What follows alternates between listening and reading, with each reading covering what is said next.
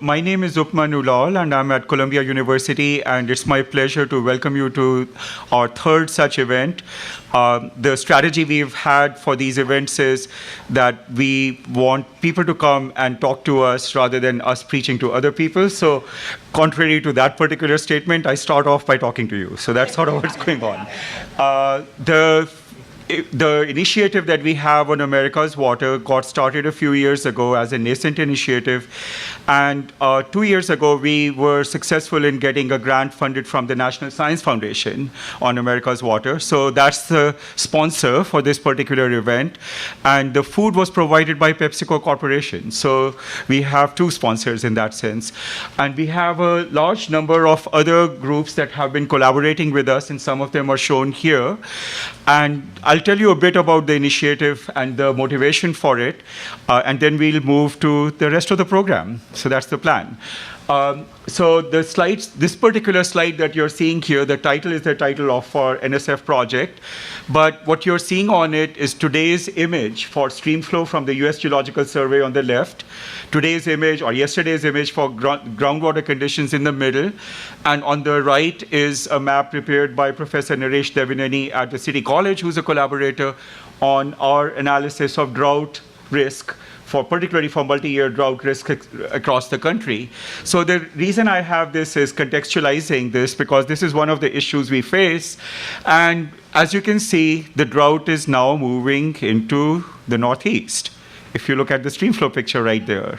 So we are not immune to this kind of behavior. It's just today's drought. It's not a long-term drought. So don't worry yet. Yeah. So moving forward, come on.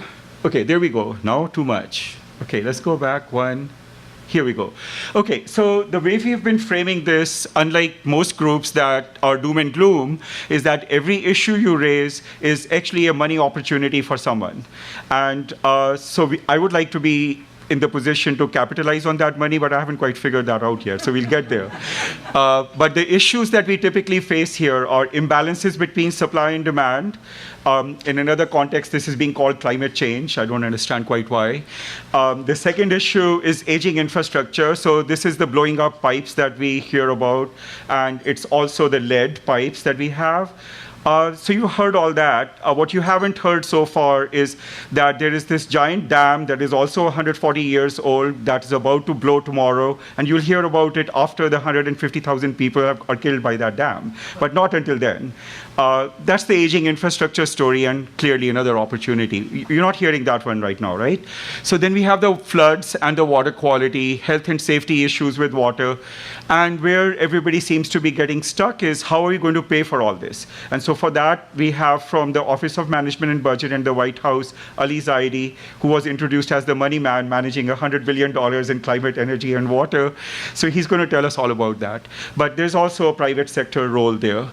The things that people start talking about are our poor water efficiency, whether we are in urban systems with high losses or whether we are dealing with agriculture and water use, consumptive use in agriculture. So that's an opportunity. And then clearly, to be able to do all this, we need to have information, and that's another opportunity area that many people are capitalizing on. And the last thing I've put there is, if we talk about a lot of these things, the theme I'm going to push is, it's not urban strictly, and it's not agricultural strictly, and it's not energy strictly. It's the ability to create transactions across those groups where the opportunity really lies. And that's the legal and regulatory framework that is a bit of an obstacle there. So that's, in a nutshell, the framing, and I should stop now, but I won't. So the first product here is something Michelle in our group has developed, and it's a reconstruction of the last 500 years of stream flow. And this is a stroboscopic Rorschach test to see how dirty your minds are, particularly thinking of the Republican presidential contest nowadays. But the point I'm driving at here is what you're seeing here is red and blue alternately flashing as you go through this. So what people miss is they focus on, I'm having a drought in California as an event in itself. They don't focus on the fact that when the drought in California is over and California gets wet, there's another place systematically getting dry. And we go through these cycles in space and time. And if you are focused on the local picture, you miss the national picture. And this is America's water. So we are going to throw that at you, okay? And the question is, what does that imply in terms of our strategies for managing these kind of things from a national scale, where that conversation at the moment is simply not happening, okay? The right-hand side of that graphic is a drought reconstruction from Ed Cook at the Lamont Doherty Earth Observatory, also 500 years. And what I want to highlight there is there were major droughts across the country of duration 48 years and 21 years. The longest droughts in the 20th century were 10, 12 years. And so we've been really mild in terms of what our historical record is, and whether or not you're a believer in climate change, this is an issue that we have to figure out what we want to do about. This graphic here is also developed by Naresh, and the purpose of this is yet different. That was the climate story. Then we need the human story, and I don't know how I'm going to launch this with this device because, okay. All right, we'll just tell you what the story is, and we won't worry about the animation.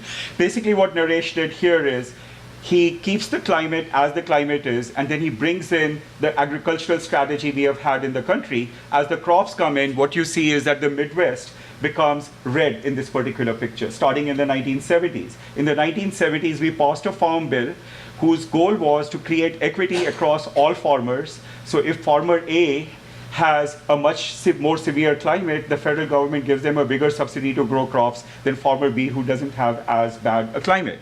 So the story that emerges from that is, so crops move to where the subsidy went, and so we have hammered groundwater in those areas. And that's what shows up in this analysis if I was able to run the animation.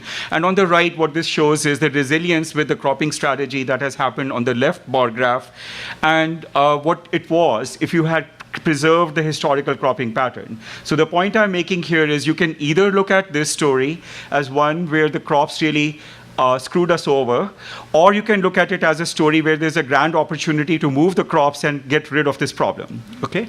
So if I think about droughts, one of the mechanisms we have used in the past is storage. So we built reservoirs, and the top left picture shows you that we stopped building reservoirs in the 1970s.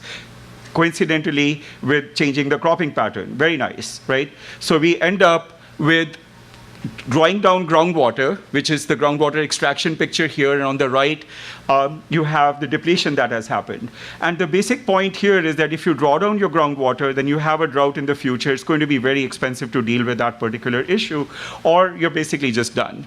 So here, the question is that the motive that we used in the early part of the 20th century was building large centralized infrastructure, multi-purpose dams. We haven't done that for a long time.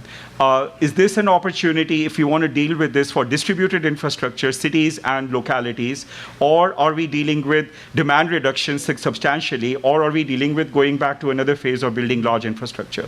That's the national question, and it's not being particularly debated in my view. The aging infrastructure story comes next. So what we have is an estimated 250,000 main pipes blowing up on a regular basis because they're old. Okay, and we also have lead, and that lead is everywhere. So we have to come up with a strategy for this, and the estimate is in the $1 trillion range for what we have to do here. This is presented as an urban issue, and as I said, we can look at it from the large infrastructure point of view, and we have the same issue there. It's just not getting talked about nearly as much. So if we come to the urban issue, here's a few things to throw at you. As groundwater is being drawn down, utilities in the urban sector, and the drawdown of groundwater is happening both by agricultural users and by large cities. So as the groundwater goes down, people have started shifting to a mix of surface water and groundwater, and as they do that, the cost goes up. Okay? So we have that story to begin with, and that's illustrated here across the country.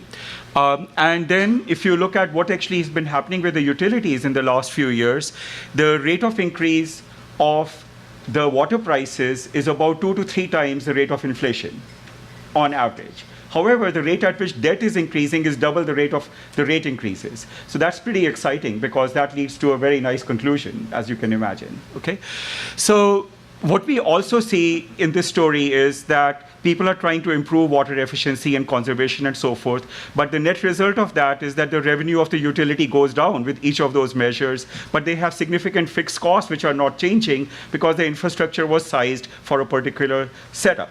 Okay, so we can either groan on that or think of a long-run strategy as to, is this an opportunity as we are doing replacement of the big pipes and all other things, can we systematically design a new infrastructure for the 21st century that is sensible?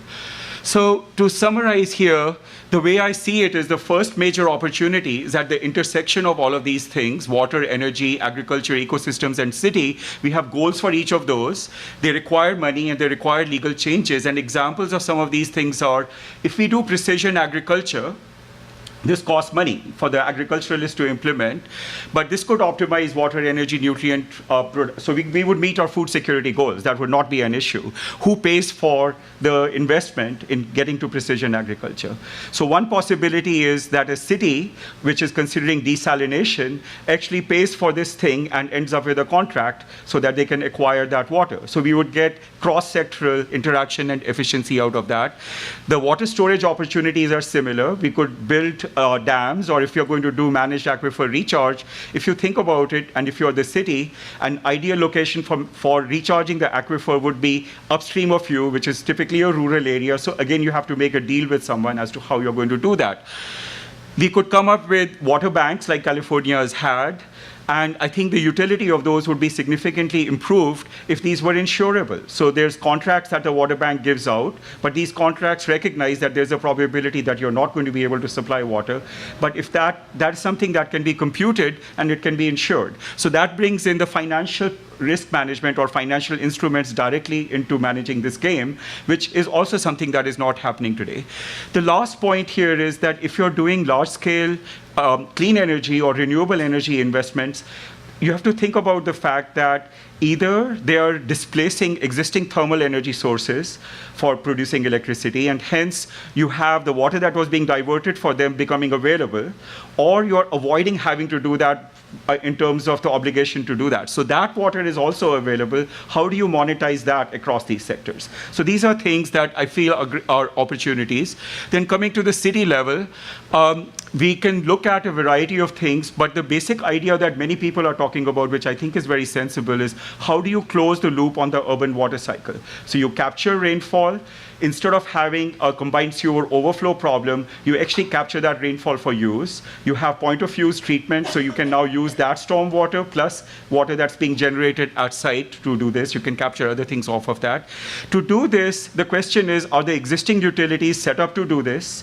What would be the kind of changes that would be required to change all this? So these are just a few perspectives quickly to throw out at you. And what we hope to do in this event with your help is to start working towards a water roadmap for the United States. There's energy roadmaps people have talked about. There are water maps for achieving water quality standards in the state of Minnesota, for example. So on small scales, people are doing some of these things. But in terms of having a national strategy, having a concerted effort between industry, universities, and the public sector to focus on these larger issues and move the ball with a roadmap which says these are standards we wish to attain. Everybody agrees on what is interoperable across those standards, but then companies and universities can work together to come up with a short-term and long-term research map and an implementation strategy, because without that, this is not going to work. So what we are hoping that we can do with your help is start moving the conversation in that particular direction so that as we get together this afternoon and subsequently by reducing our carbon footprint electronically, we can make progress towards this so that over a 2-year time frame, we can lay out exactly what we think can be done over a 2030 time frame. Thank you. I'll stop with that, and I'll invite Ali to come and talk to us.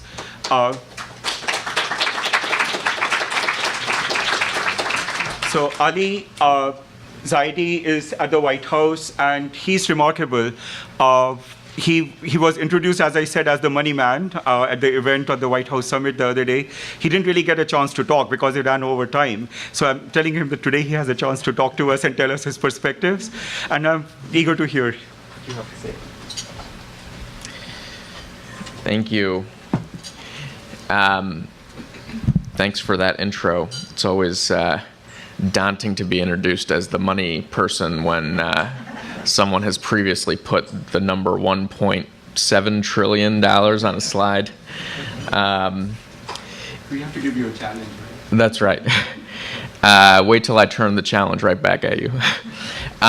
It's good to be here, and thank you, Professor, not just for your leadership on pulling together this conversation, but for your research and for all the work that extends beyond the United States as well, ensuring that water really is treated as the human right that it is, and that from the first world to the developing world, we can ensure that people are getting clean, sustainable sources of water and access to that.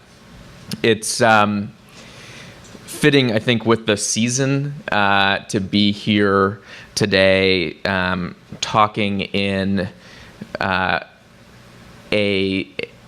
event that seems to have been arranged in the Key of Optimism. This is a big and complex problem, but it seems like we're here not just to observe the problem and its complexity, but rather figure out a path to progress. And that's exactly what's needed, and I'm more and more convinced that it's something that's possible.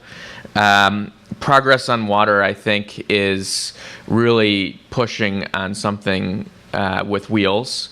And if I had any anxiety that that hypothesis wasn't true, our convening earlier this week at the White House on water, on fittingly World Water Day, revealed the enthusiasm of folks across sectors and across levels of government to step up to the plate and take action to really start to address the challenge that we have in front of us. There were, I think someone said maybe that it was the longest fact sheet in the history of this administration.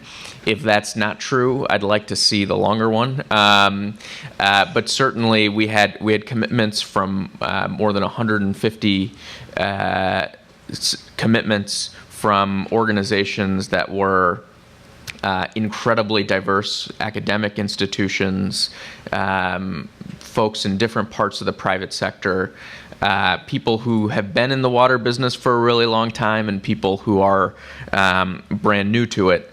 And in particular, there was a focus on investment and innovation. $5 billion is a modest down payment to whatever the top line number is, but there was a recognition that we could do better when it came to investing in breakthrough R&D and in leveraging the capital that's already flowing into water infrastructure in a smarter way, and to get more done. So that's, I think, what the path to progress kind of looks like. It looks like people coming together from across stakeholders, showing up with their unique sets of assets, whether it's dollars or it's scientific expertise or it's data, and helping address what is a clearly big and complex challenge. The other thing for me that the White House summit revealed, and this was intentional, but it became more palpable than the concept when we were putting the event together. And that is that water is this space that's occupied by a broad set of stakeholders and storylines. There are people for whom water is part of their culture, their religious practice. There are trust responsibilities in the United States that run with water. For others, water is the critical ingredient to their business, their ability to manufacture the product that they sell either to a domestic or international market. Some people approach water as a environmental justice and equity issue. Some approach it as a growth issue for the macroeconomy. So it was very clear, and it was in a way that was more palpable and tangible than we had expected. Again, that there are so many stakeholders and so many storylines when it comes to our water system. Today, I kind of want to just focus on one set of those stakeholders and storylines, recognizing that there is a bunch that I will then not be talking about. And that set of stakeholders and that storyline is around innovation, both in terms of technology and in terms of finance. For those who were at the Water Summit, I'm still taken by this anecdote that I think is particularly relevant here in New York City, but it's a reminder that this storyline is a long standing storyline here in the United States. So for those who are Broadway fans, Hamilton has been inescapable, I think, the buzz around the musical. And it's reminded people of this guy, Aaron Burr. What's not a subject of Hamilton, the show, is that Aaron Burr founded the Manhattan Company, actually in the wake of public health issues in the city of New York, as a way to provide some of the first financing for the water system here in New York City. And the brilliant technology that they deployed was hollowed out tree trunks to move the water around. And it dealt with the issue that was facing them in that day. I think that's an important reference point in a system where, frankly, the financing hasn't matured a whole ton more. And I think we need more innovation there. You're seeing more people access the bond market, but one of the exciting parts of the summit on Tuesday was Ceres and a set of other players coming together and really articulating a clear set of standards so that the public markets can be accessed in a way that's a lot different than the way water is financed today. And second is this sort of notion of technology in the infrastructure that we have and that we use in the United States. I mean, tree trunks sounds kind of dumb, but what's maybe more shocking is that we have pipes that have lead in them, or that we have pipes in the country that allow us to waste every single day 7 billion gallons of water that's been cleaned and treated already. That doesn't make a ton of sense given the technology we know we have and certainly could access.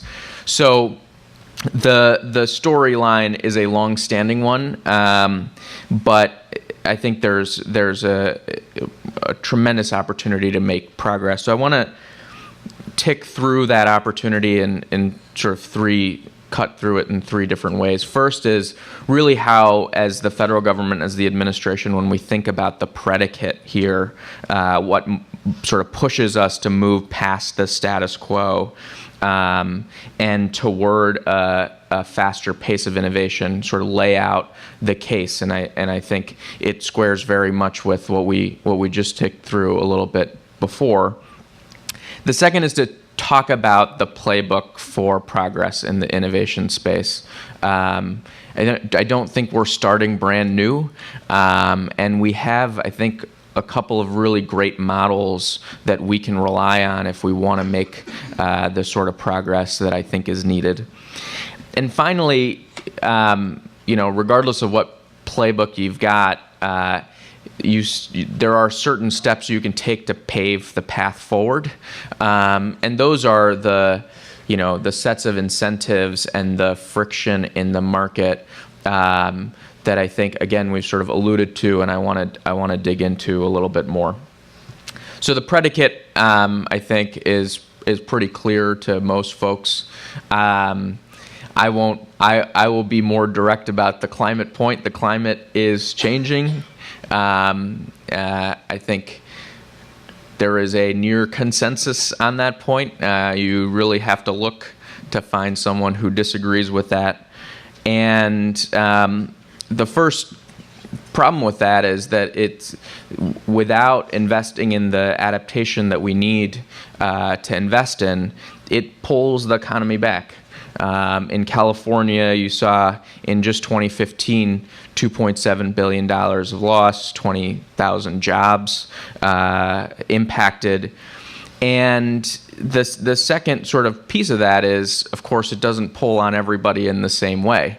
Water issues fall hardest upon those who have the hardest time adapting, who don't have the means to be able to deal with the challenge that the pressure of climate or other development pressures put on the water system. So the first part of the predicate is, if we don't take action, we're setting up something that's going to both pull the economy back, but then also pull back a set of people who are most vulnerable and most unable to adapt to the pressures that are being put on the system.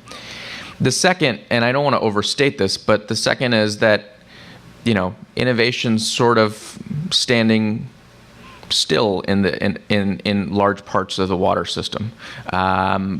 By comparison, you've seen huge investment and huge transformation in the clean energy sector.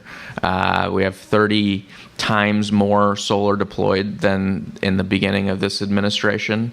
And today, in the sort of R&D investment, clean energy, at $50 of clean energy R&D investment for every $1 that goes into water innovation. So there's a huge disparity given the fact that you're talking about two sets of things you can't ignore. You can't live without electricity, and you can't live without water. Doesn't really make a ton of sense for us to not be stepping up to the plate when it comes to investment in water innovation. So failing to take action means innovation stands still. Maybe the economy gets pulled back. The only thing that seems to be speeding ahead in the take no action reference case is the changing climate. And the impact of that domestically is felt across sectors, and internationally that spills over into geopolitical risk. The intelligence community, the DoD, others have talked about how water scarcity and the failure to have the right technology and planning in place globally is a threat multiplier and accelerator. So that's the predicate. I don't know how much more compelling it could get. It touches people, it touches the economy, it touches our national security, it touches our public health. So failure to take action in an aggressive and ambitious way seems to just not be an option for the United States. So now you got the predicate, and the question is, do we have a playbook for progress here? Is there a way to go about innovation in an aggressive and ambitious way that has been proven out? And there, I think clean energy and energy efficiency are almost a perfect example for how we could go about innovation in the water space. So the first is around data. When we started out in this administration, very few Americans had access to their utility data. Now, through a utility sector-led partnership called Green Button, nearly everybody has access to their utility data. Now, not everybody's using it yet, but more and more entrepreneurs are stepping up with ways to allow consumers to use that data to save money, to be able to sell essentially efficiency back to the grid, to get paid by their utility companies for the avoided cost that efficiency represents. Energy, of course, 7 years ago, we were starting with a system where that data existed, where the utilities had that data, where it was collected. And what we needed to put forward were a set of standards and an ability for users to start to access it and interface with it in a common and predictable way. In the water arena, unfortunately, we're starting a little bit further behind. And the steps between now and being able to get our water usage data on our iPhone and be able to make changes in our water usage over 1 minute or 15-minute intervals, there may be more steps between here and there than there were in energy. But the technology is very similar, and the consumer appetite is there. So I think one thing we're focused on is using the federal government's data sets and assets to be able to push more of the data out into the market. And that starts to take away some of the asymmetry and the other sort of knowledge-related failures in the market that continue to sort of buttress this undervaluing of the commodity. The second is related, and this is getting the data out there is going to be emboldened by, or is going to be the, I think, impetus for greater tapping of the efficiency opportunity. So as we rolled out our water innovation strategy in December at the White House, we sort of put a marker out there that we thought 33% efficiency was achievable in the system. That, by the way, has the side benefit of taking 90 million metric tons of CO2 out of the atmosphere. And I think the reason we feel this is possible is because, one, we've seen sectors of the economy over the last several decades do this very thing with water. In dairy, water usage has gone down 65%. In cotton, it's gone down 75%. You now have the Water Sense label from EPA, which parallels the Energy Star label from EPA, that allows you to buy home appliances that provide that sort of level of significant water savings. But tapping the efficiency opportunity is more than just putting the technology out there, and it's more than just investing in new technology around efficiency. It's got to recognize that for consumers to want to pick the $20 up off the sidewalk, you've got to take away all of the friction between the consumer and the $20 on the sidewalk. So, one, they need the information. They probably need it pushed to them. Second, you've got to make it clear that that $20 is actually able to be captured by them. If they're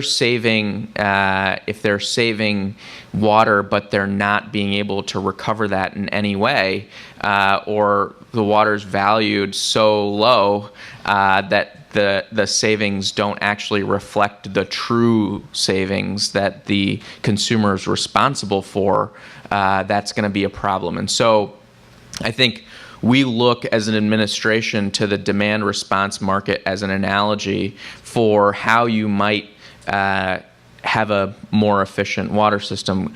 Is there a way for us to take the cost of the new water infrastructure and translate that into avoided cost that can then go back to consumers, whether in the industrial, commercial, or in the residential sector, and allow them to capture that benefit? Again, the data will be critical to be able to move those savings to the consumer. But this is something we've got to be pretty relentless about going after. And again, this is something that's worked in pretty remarkable fashion in the energy arena. And then finally, similar to energy, where we didn't sort of stop our clean energy playbook by just getting people to use less electricity. We came up with new supplies of electricity that were cleaner. The federal government is focused on new technology that provides new supply to the market. And so that's going to come in a lot of different forms. And one of them that we've focused on in our budget and that we're working on now with a number of agencies, with the Department of Energy, with NSF and others, is clean desal. So desal technology over the last several decades has seen significant decline in cost, but we're still at around $2 a cubic meter, and not where we need to be. And so what we've set forward is a aggressive roadmap modeled after our solar agenda that we set out in 2011 that focuses on reducing the cost of renewable desal by 4x, that looks at reductions of energy use by 3x, and then ultimately reduces the CO2 footprint as well. So there, again, I think it looks ambitious, and I remember being in Secretary Chu's office when we were kicking around ahead of right before a State of the Union, kicking around whether setting a sunshot target that was as aggressive as it was on solar was reasonable. We wanted to make solar at cost parity with traditional sources of energy by 2020. And I think there were a lot of folks in the room who said, well, you don't want to set yourself up for failure. And clearly government can't do this alone, so maybe we should only set the target that we can accomplish by ourselves. And we sort of discarded those criticisms with the view that we had confidence in the ability of the government to partner with the private sector, with engineers and entrepreneurs, and forge forward by laying out a clear path with technical targets and an appreciation for how we were going to go systematically through the full stack of costs, whether it's balance of systems or the different parts of the hard costs of solar. And by laying that path out, we've been able to make progress ahead of pace. We're 60% of the way to our goal, and we've been able to do it with the private sector, with even states and local governments focusing on what they can do through reduction in balance of systems costs. So I think the new technology play, especially in terms of supply, has to be a critical part of the playbook that we use.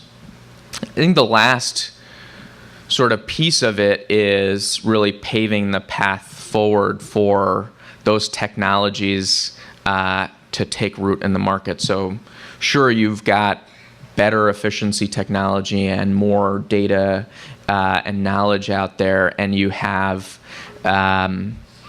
new supply technology. But if you're still valuing water inefficiently or at zero, then you're probably not going to have a thriving adoption or deployment of efficiency or new supply technology. And that's why part of what we're doing as a federal government is also supporting the development of new market models, things that go after the specific problem of the fragmentation of water and the cross-sector uses of it. So how do we create, I mean, it's a little bit ironic, but how do you create liquidity in the water market? How do you allow the reduction of use in an ag application to finance a desal unit that might be providing peaker capacity, which is then supported by peak rates for high users in the commercial sector. That's a pretty complex thing. And again, that's a place where the energy sector had a head start. But one of the things the energy sector didn't have was an appreciation for the cost of CO2. And that's been a place where there's been a lot of innovation over the last several decades. RGGI is an example of that. And so I think one of the things you need is the development of a better set of market mechanisms, and NSF is doing that on sort of the smaller scale with Mammoth Trading is a good example where the NSF supported a grant to help folks, especially in the ag sector, trade essentially water rights and use, and help create a fuller appreciation of the value of the commodity. So one, you just got to make the transactions easier. The second is we've got to go after the cost of capital associated with deploying the technology we have, and that's going to come from the market understanding the performance of these technologies in the way that the market started to understand the performance of renewable and efficiency technology. So that's another place where we're focusing and making sure there's greater awareness and greater appreciation for the performance characteristics of the technologies that exist. And the sort of final piece of paving the road is leveling the playing field for new technology and for efficiency, and that means not allowing it to be the best kept secret.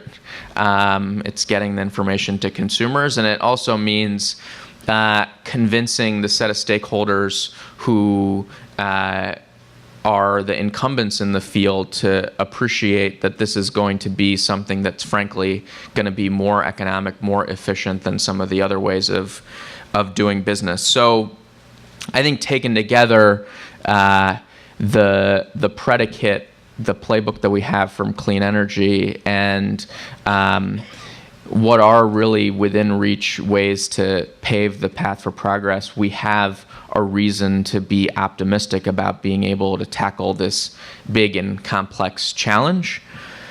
I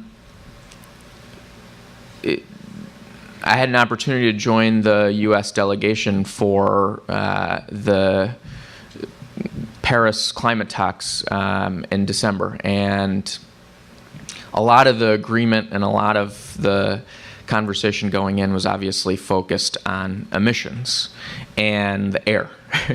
And that's obviously the making the problem worse side of the ledger. But then there's the problem already exists and the impact side of the ledger. And the thing that was remarkable to me was how many countries around the world were focused on dealing with the impacts, and how much water was the medium through which they felt climate, whether it was surging water or whether it was the scarcity of water. Water was the medium through which they felt the impacts, in the same way that air and energy were the way that people thought about and gravitated towards the solutions to reduce and mitigate our greenhouse gas profile. And I think there was not only an appreciation for how great the impacts were already, but also an appreciation for how much worse it could potentially get, and the role technology could play. Walking through the various country booths, one of my favorite demonstrations was at the Korean booth, where they had a renewable desal model and a set of folks there who were excited to tell you that this is something we needed to be investing in. We, in Paris, in addition to the agreement, the president pulled together a set of 20 countries and 28 billionaires who signed up for mission innovation on clean energy. All of these countries pledged that over the next 5 years they would double the amount they were spending on clean energy R&D. I think that as a country and as a world, we've got to probably up our game on water innovation as well. And that's both in terms of the dollars, but it's also in terms of thinking about how we do that research. We've stood up an ARPA for energy. We have an EIA for energy. Are there needs for things like that? Are we doing research in as compelling and efficient of a way as possible? So I'll conclude with the optimistic note that I started on, but with the admonition to myself and to everyone in the room that, you know, there are a lot of different responses you can have to a challenge as big and complex as the one we face. One of those responses is hopelessness. The second response, which is not the same as hopelessness, is to have hubris about it and think you've got the silver bullet that's going to solve the problem.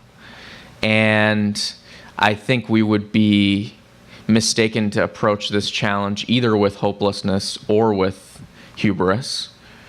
And instead, I think we need to approach it with the humility to know that there are going to be different solutions in different places, that we're going to have to listen to all the stakeholders and hold together all the storylines, even when we're trying to push on one set of tools. And then ultimately that we are justified in being hopeful about our ability to solve the problem because we've come together as a world on climate. We've come together as a world on clean energy. There's no reason we can't come together and propel forward the water innovation that we need to rise to the challenge that we face on water. So eager to hear the panels and thrilled that the panels are both focused on the problem but also on the pragmatic path for progress forward. So thank you.